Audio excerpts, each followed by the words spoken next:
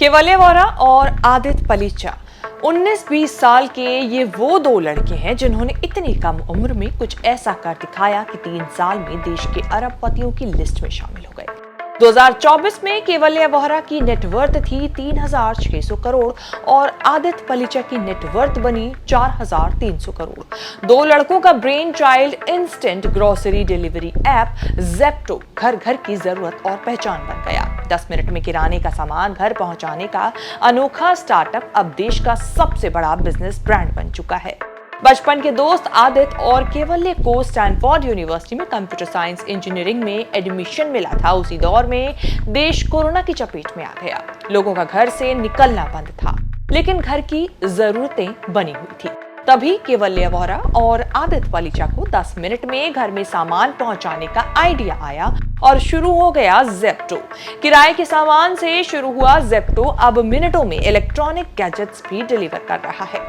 Zepto और उसके founders की चर्चा आज इसीलिए कि उन्होंने या उनके जैसे कई इनोवेटिव ब्रांड ने जो क्रिएट किया उस पर उठे हैं बड़े सवाल उठाने वाला कोई और नहीं, सरकार के बड़े मंत्री पीयूष गोयल हैं। मोदी सरकार के सबसे प्रभावशाली मंत्री पीयूष गोयल ने गलती से मिस्टेक कर दी या वही बोल गए जो सरकार भी सोचती है, ये कह नहीं सकते।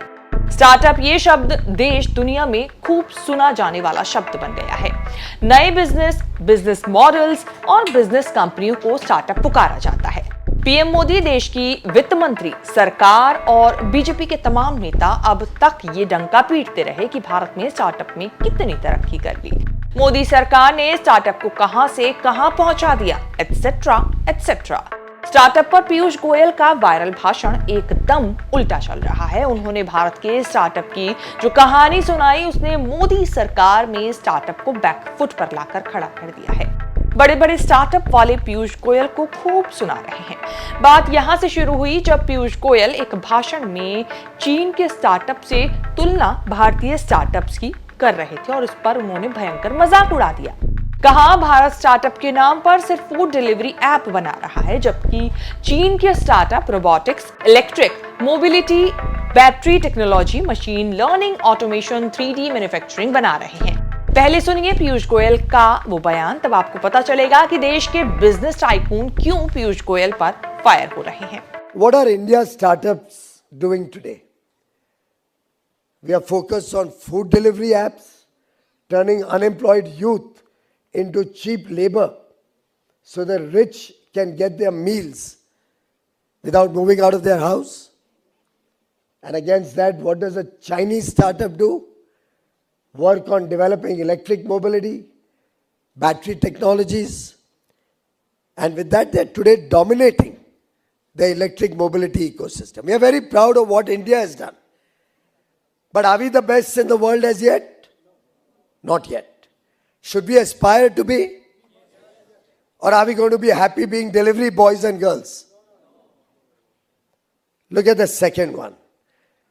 I've been going through a lot of our startup success stories, and when I go all over the country, we often have startup presenting to us what work they're doing.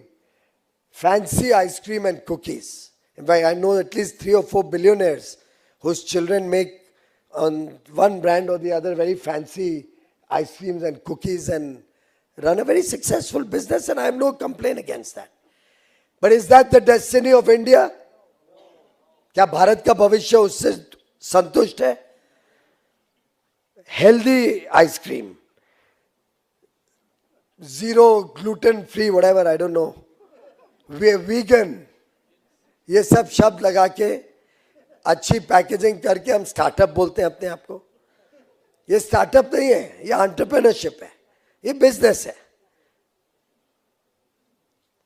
दूसरी तरफ सेमीकंडक्टर्स में growth हो रही है, artificial intelligence खुद की अपने देश की बन रही है लोगों की।